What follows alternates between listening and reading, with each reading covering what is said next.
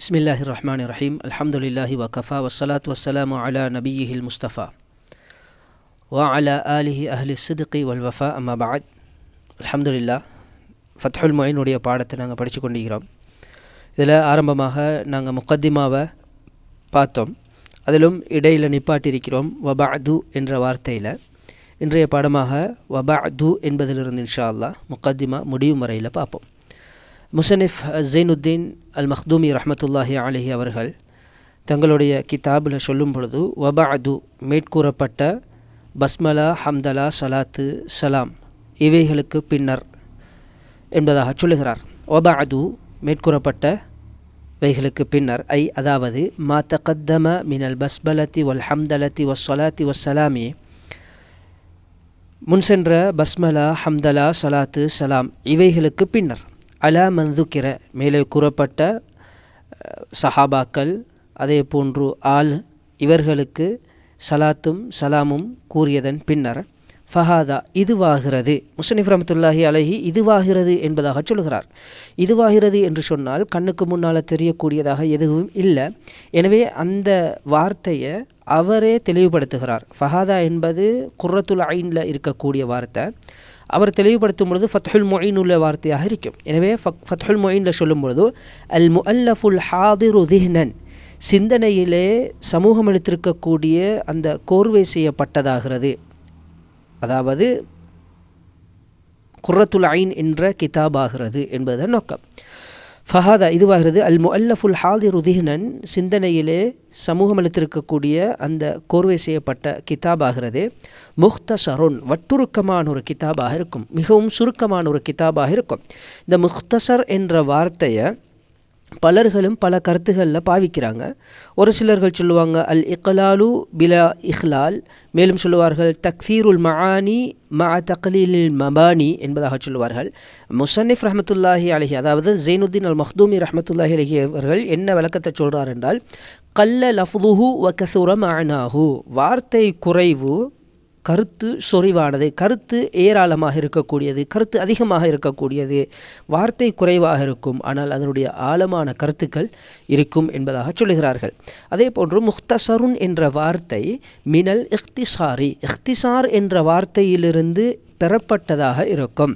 இஹ்தஸர யஹ்தஸிரு இஹ்திசாரன் ஃபஹுவ முஹ்தஸிருன் வ உஹ்துஸிர யுஹ்தஸரு இஹ்திசாரன் ஃபஹுவ முஹ்தஸருன் என்பதாக எடுக்கப்பட்டதாக இருக்கும்.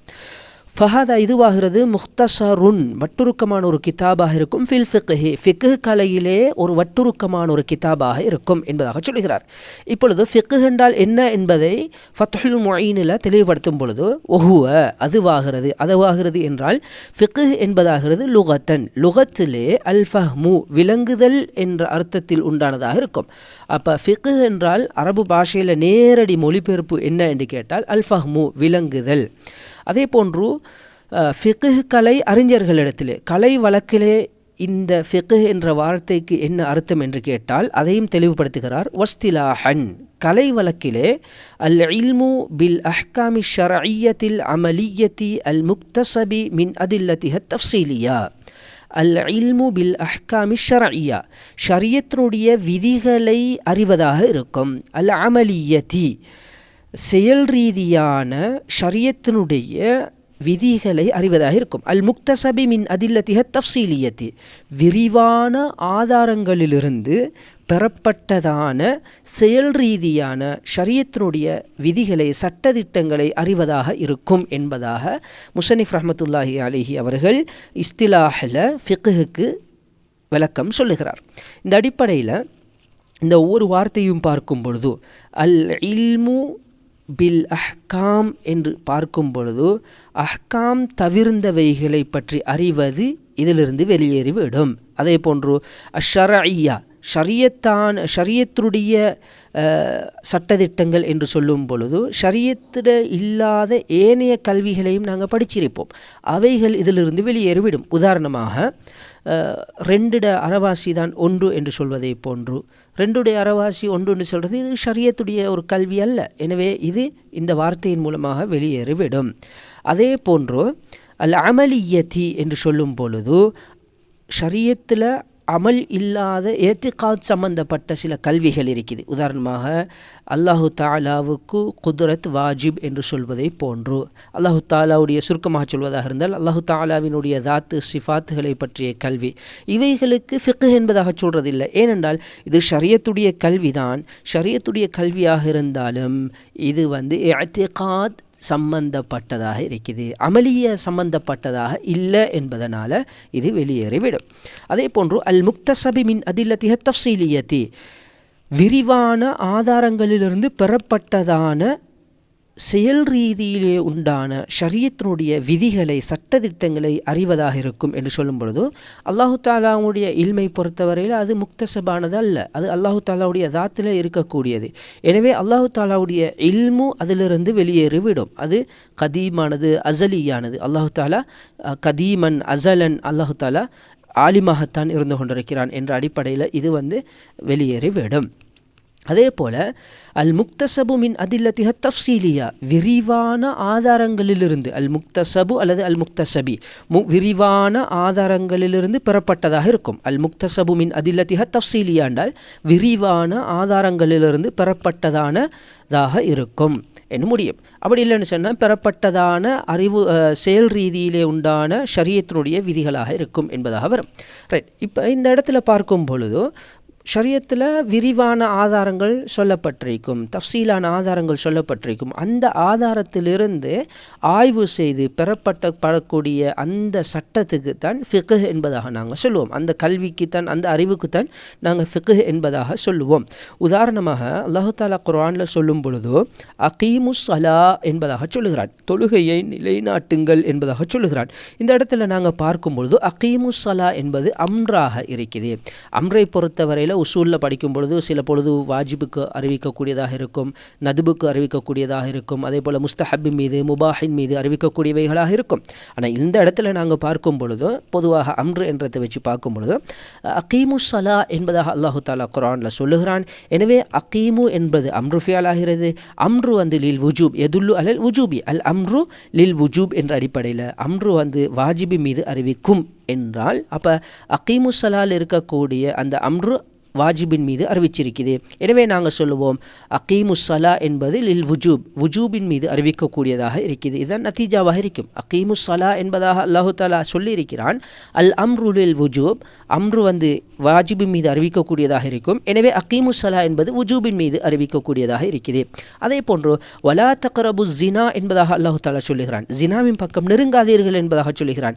நாங்கள் பொதுவாக பார்ப்போம் அந்நஹியு லித் தஹ்ரீம் என்பதாக, நஹி ஹராம் மீது அறிவிக்கக்கூடியதாக இருக்கும். எனவே இதிலிருந்து பெறப்படக்கூடிய நத்தீஜா என்ன என்று கேட்டால் லா தக்ரபு ஜினா என்பது லித் தஹ்ரீம், ஹராமின் மீது அறிவிக்கக்கூடியதாக இருக்குது என்பதாக நாங்கள் சொல்லுவோம். அந்த அடிப்படையில் வஸ்திம்தாதுஹு முஸன்னிஃப் ரஹ்மத்துல்லாஹி தொடர்ச்சியாக சொல்லும் பொழுது வஸ்திம்தாதுஹு, இந்த ஃபிக்ஹுடைய கலை எங்கிருந்து பெறப்பட்டது?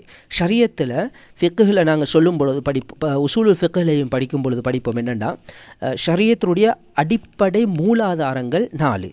ஷரியத்தில் அடிப்படை மூலாதாரங்கள் 4 தான் இருக்குது. அதில் முதலாவது கிதாபு, கிதாபுன்னு சொன்னால் குர்ஆன், இரண்டாவது சுன்னா, சுன்னா என்று சொன்னால் ஹதீஸ், வல் இஜ்மா, கியாஸ். இந்த 4 தான் அடிப்படை மூலாதாரங்களாக கருதப்படும். அதிலும் குர்ஆனும் சுன்னாவும் அடிப்படை மூலாதாரம், அவைகளை தழுவியதாக இஜ்மாவும் கியாஸும் இருக்கும். அப்படி நாங்கள் பார்த்துக்கொள்ளணும். எனவே வஸ்திம்தாதுஹு, இந்த ஃபிக்ஹ் எடுக்கப்பட்டது எங்கிருந்து எடுக்கப்பட்டிருக்குதுன்னு கேட்டால் இந்த 4லிருந்து தான் ஃபிக்ஹுடைய சட்டங்கள் எடுக்கப்பட்டிருக்குது. யார் யாருடைய பொக்கெட்டில் இருந்து எடுக்கப்பட்டதல்ல. யார் யாரும் நினைத்து சொன்னது ஃபிக்ஹாக முடியாது. அவரவர்களுக்கு நினைத்த மாதிரி சொல்வது ஃபிக்ஹ் கிடையாது. குர்ஆன், ஹதீஸ், இஜ்மா, கியாஸ் இந்த 4லிருந்தும் பெறப்பட்டிருந்தால் தான் அதுதான் நாங்கள் ஃபிக்ஹ் என்பதாக சொல்லுவோம். எனவே தான் வஸ்திம்தாதுஹு, இந்த ஃபிக்ஹ் எங்கிருந்து எடுக்கப்பட்டது என்று கேட்டால் அதற்குண்டான பதில் மினல் கிதாபி, குர்ஆனிலிருந்தும், வஸ்ஸுன்னதி, ஹதீஸிலிருந்தும், வல் இஜ்மாஇ, இஜ்மாவிலிருந்தும், வல் கியாசி, கியாசிலிருந்துமாக இருக்கும். பொதுவாக குர்ஆனுடைய ஆதாரங்கள் நிறைய தெரியும் எங்களுக்கு, சுன்னாவும் நிறைய தெரியும் எங்களுக்கு. அதே போல் இந்த குர்ஆன் எங்களோட கையில் இருக்கக்கூடிய இந்த பிரதி குர்ஆன் என்பதற்கு இஜ்மா தான் ஆதாரமாக இருக்குது. எனவே அது நாங்கள் இஜ்மா என்று சொல்லுவோம். கியாஸை பொறுத்தவரையில் ஹதரத் ரசூலுல்லாஹி ஸல்லல்லாஹு அலைஹி வஸல்லம் அவர்கள் ஒரு ஹதீஸில் சொல்லும் பொழுது சொன்னார்கள், இதா வலகல் கல்பு ஃபி இனாஇ அஹதிக்கும், உங்களோட ஒருவருடைய பாத்திரத்தில் நாய் வாயை விட்டுன்னு சொன்னால் அதனை 7 விடுத்தம் கழுகுங்கள். இஹ்தாஹுன்ன பித்துராப், துராப், அதில் ஒரு விடுத்தம் மண்ணை கலந்து கொள்ளுங்கள், மண்ணை சேர்த்து கழுகுங்கள் என்று வருது. ஒரு விதத்தில் வருது முதலாவது விடுத்தம் மண்ணை கலந்து கொள்ளுங்கள் என்பதாக வந்திருக்குது. எங்களுக்கு அது சப்ஜெக்ட் இல்லை. இதா வலகல் கல்பு ஃபி இனா அஹதிக்கும், உங்களோட பாத்திரத்தில், ஒருவருடைய பாத்திரத்தில் நாய் வாயை விட்டால் 7 விடுத்தம் கழுகுங்கள், அதிலே ஒரு விடுத்தம் மண்ணை போட்டு கழுகுங்கள் என்பதாக வந்திருக்குது. இப்போ பண்டி வாயை போட்டால் என்னன்றதுக்கு ஹதீஸில் ஆதாரம் இருக்குதான்னு கேட்டாலோ குர்ஆனில் ஆதாரம் இருக்குதான்னு கேட்டாலோ அதில் ஆதாரம் கிடையாது. எனவே நாய் வாயை போட்டால் 7 விடுத்தம் கழுகுங்க என்பதாக சொல்லப்பட்டிருக்கிறது. எனவே அதை விடவும் ஒரு படித்தரம் மேலால் பன்றி வாயை போட்டாலும் நஜீஸ் என்ற அடிப்படையில் அதையும் 7 விடுத்தம் கழுக வேண்டும், ஒரு விடுத்தம் மண்ணை போட்டுத்தான் கழுக வேண்டும் என்பதை சட்டமாக எடுப்பாங்க. ஏன்னா இது கியாஸின் அடிப்படையில், இது கியாஸ் அடிப்படையில் எடுக்கப்பட்ட சட்டமாக சொல்லுவாங்க. அதே போன்று வஃபாஇததுஹு, ஃபிக்ஹ் கலையை படிப்பதனுடைய பிரயோஜனம் என்ன அல்லது ஃபிக்ஹ் கலையை படிப்பதனுடைய நோக்கம் என்ன என்று கேட்டால், இம்திசாலு அவாமிரில்லாஹி தஆலா, அல்லாஹு தஆலாவுடைய கட்டளைகளுக்கு வழிபடுவதும், வஜித்னாபு நவாஹிஹி, அல்லாஹு தஆலாவினுடைய விலக்கல்களிலிருந்து தவிர்ந்திருப்பதுமாக இருக்கும். அல்லாஹு தஆலாவுடைய கட்டளைகளை எடுத்து செயற்படுவதும் அல்லாஹு தஆலாவுடைய விலக்கல்களை தவிர்ந்திருப்பதும் தான் ஃபிக்ஹை படிப்பதனுடைய அடிப்படை நோக்கமாக இருந்து கொண்டே இருக்கிறது.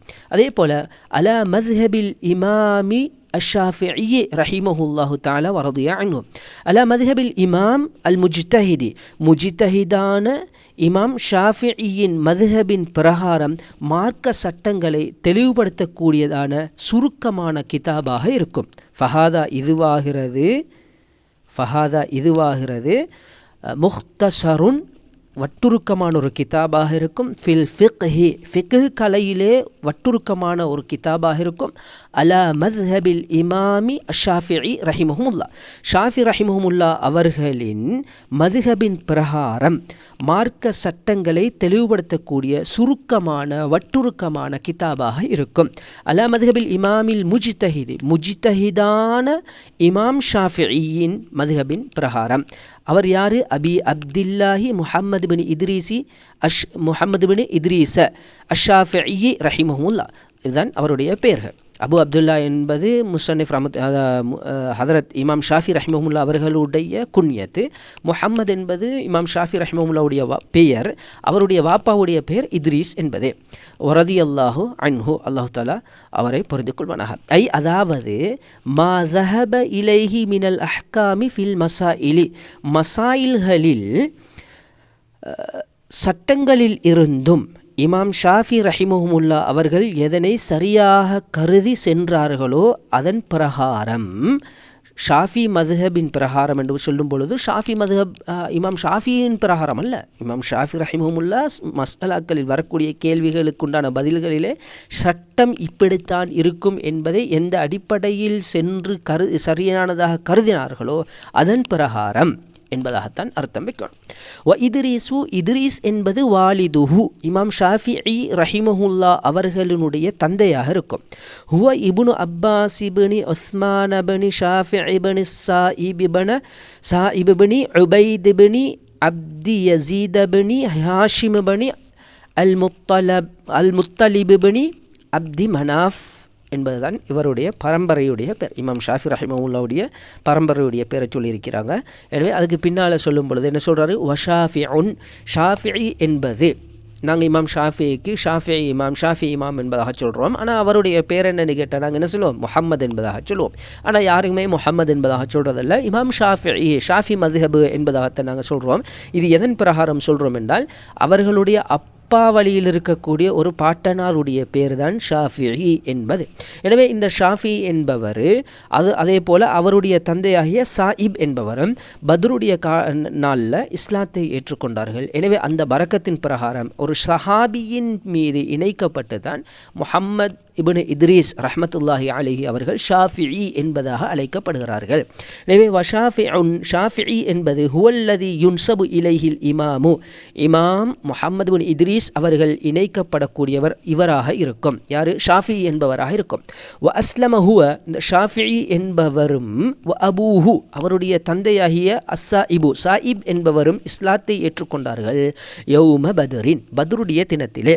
வவுலித இமாமுனா ரலியல்லாஹு அன்ஹு, இமாமுனா ஷாஃபி ரதியல்லாஹு அன்ஹு அவர்கள் பிறந்தார்கள் சனத 50 வமிஆ 150 ஹிஜ்ரி 150 பிறந்தார்கள்.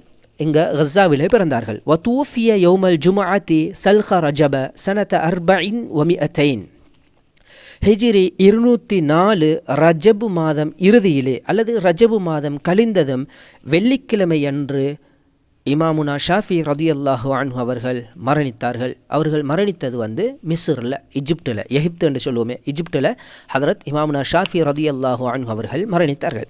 வசம்மை துஹு, இந்த கிதாபுக்கு நான் பேர் சூட்டியிருக்கிறேன். வசம்மை துஹு, நான் பேர் சூட்டினேன்.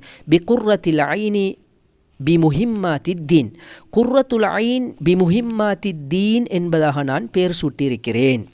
பி பயானி, பி பயான், அதாவது இந்த பா பி முஹிம்மாத்தி தீனில் இருக்கக்கூடிய அந்த பா பயானுக்கு உண்டானது, தெளிவுபடுத்துவதற்கு உண்டானது. முஹிம்மாத்தி என்றால் அஹ்காமி தீனி, தீனுடைய சட்டதிட்டங்களிலிருந்தும் முக்கியமானவைகளை தெளிவுபடுத்துவது கொண்டு, தெளிவு பெறுவது கொண்டு கண் குளிர்ச்சியை பெறக்கூடியது, கண் குளிர்ச்சி அளிக்கக்கூடியது என்பதாக நான் பேர் வைத்திருக்கிறேன். இன்தஹப்துஹு, இந்த கிதாப், அதாவது குர்ரத்துல் ஐன் பி முஹிம்மாத்தி தீன் என்ற கிதாபை நான் எங்கிருந்து எடுத்தேன் என்ற கேள்விக்கு குர்ஆனிலிருந்தோ ஹதீஸிலிருந்தோ நேரடியாக எடுத்தது கிடையாது. நான் எங்கிருந்து எடுத்தேன் என்று கேட்டால் அதற்குண்டான பதிலைத்தான் இவர்கள் சொல்லுகிறார்கள். இன்தஹப்துஹு, நான் இதனை தெரிவு செய்திருக்கிறேன். வஹாத ஷர்ஹ, மேலும் இந்த ஷர்ஹையும், இந்த ஷரஹ் என்று சொன்னால் ஃபத்ஹுல் முஈனையும் நான் தெரிவு செய்திருக்கிறேன்.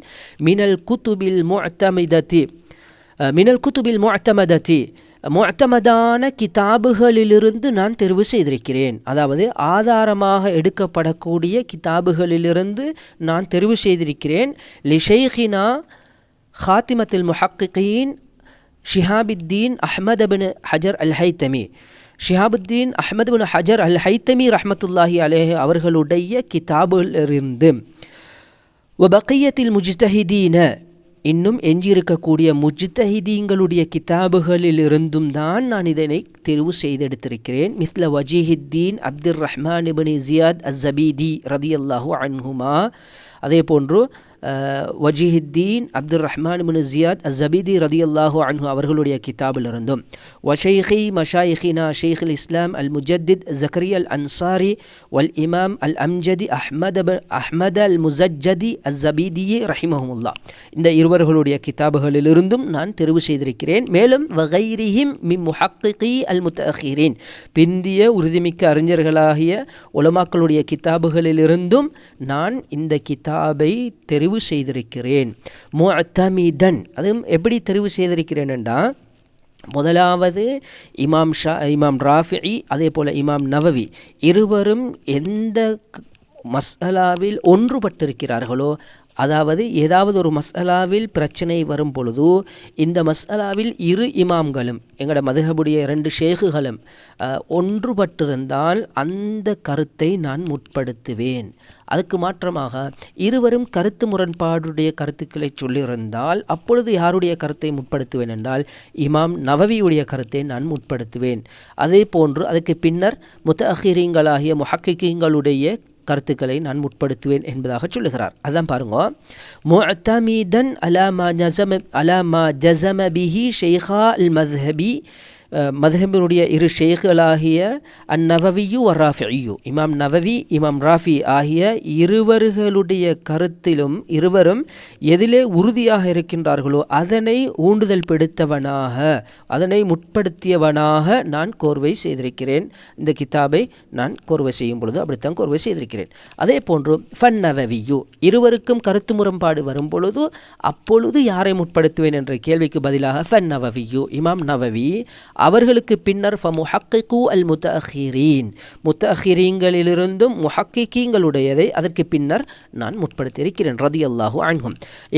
இந்த கிதாபை நான் கோர்வை செய்ததுடைய காரணத்தை சொல்லும் பொழுது என்ன சொல்லுகிறார் என்றால், ராஜியம் மின் ரப்பினர் ரஹ்மான், எங்களுடைய ரப்பாகிய ரஹ்மானாகிய அல்லாஹுவிடம், ரஹ்மானாகிய ரப்பிடம் நான் எதிர்பார்த்தவனாக ஆதரவு வைத்தவனாக ஐயன்தஃபிஅ பிஹி இந்த கோர்வை செய்திருக்கக்கூடிய இந்த கிதாபின் மூலம் பயன்பெறுவதை அல் அஸ்கியா என்றால் அல் உகலாஉ புத்திஜீவிகள் பயன்பெறுவதை ஆதரவு வைத்தவனாகவும் வ அன் தகர்ர பிஹி இந்த கிதாபை கோர்வை செய்ததன் காரணத்தினால் பிசபபிஹி இந்த கிதாபை கோர்வை செய்ததன் காரணத்தினால் ஐனைய எனது இரு கண்களும் குளிர்ச்சி பெறுவதை ஆதரவு வைத்தவனாக கதன் மறுமை நாளையிலே அல் யௌமல் ஆஹிர மறுமை நாளையிலே எனது இரு கண்களும் குளிர்ச்சி பெறுவதையும் ஆதரவு வைத்தவனாக பின்னத்ரி இலா வஜ்ஹிஹில் கரீம் மகத்துவமான கண்ணியமான அல்லாஹுவை பார்ப்பது கொண்டு